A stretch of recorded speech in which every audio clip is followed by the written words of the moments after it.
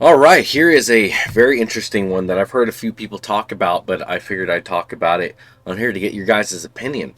So, Colorado is planning on reintroducing gray wolves back to their natural environment, or at least where they used to live, by the end of this year.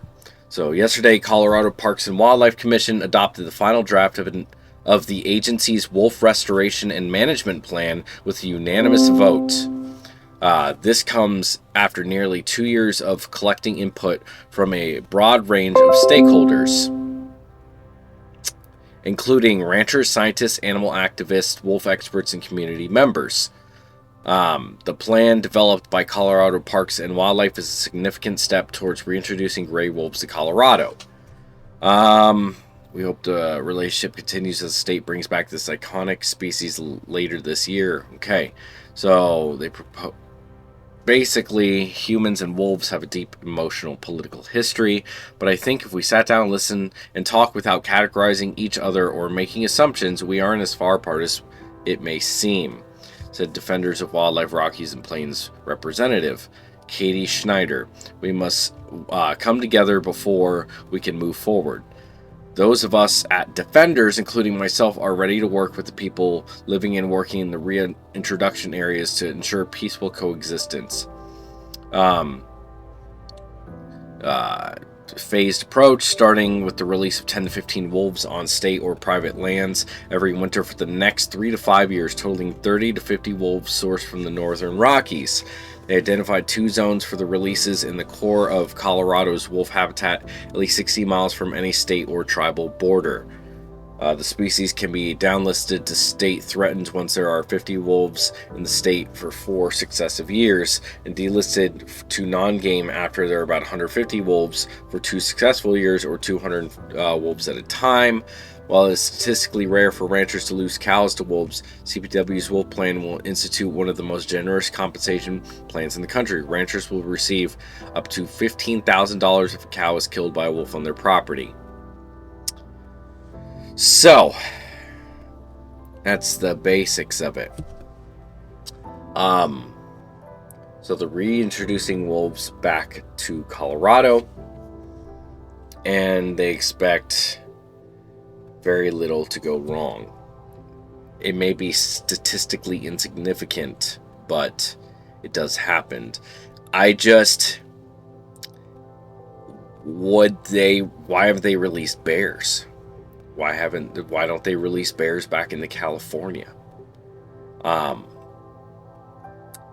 I guess for me, it's more of, there are certain things that if we can help it, we should bring back 100%. But then you have the problem like we do in Florida, where now the Panthers are actually doing really well, and they're getting hit on the roads, and no one can do anything about it, and they think that they're only down south.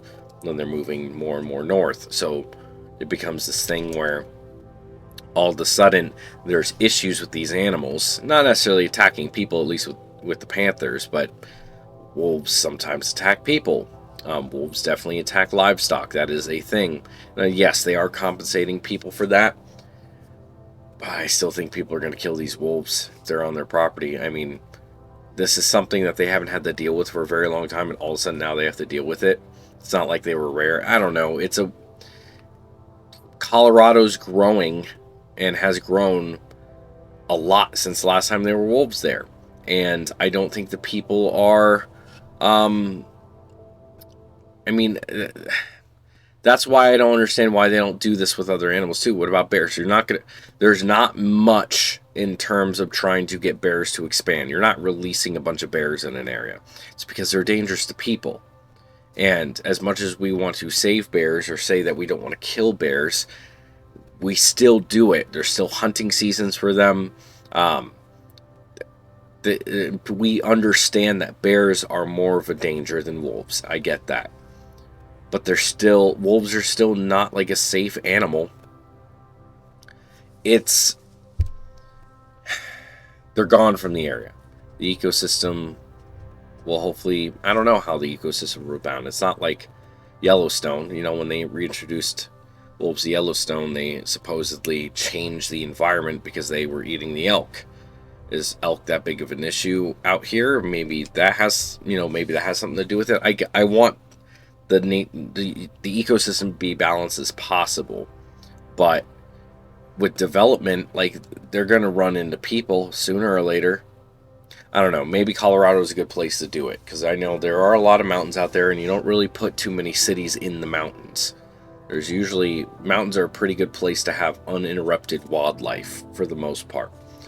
Like, you up to the Appalachians, and it's like, yeah, there are cities and towns in there, but there's not like a big city in the mountains like that. Kind of breaks it up. So maybe people won't have to deal with it as much because it's the Rockies, but there are still a lot of people in Colorado.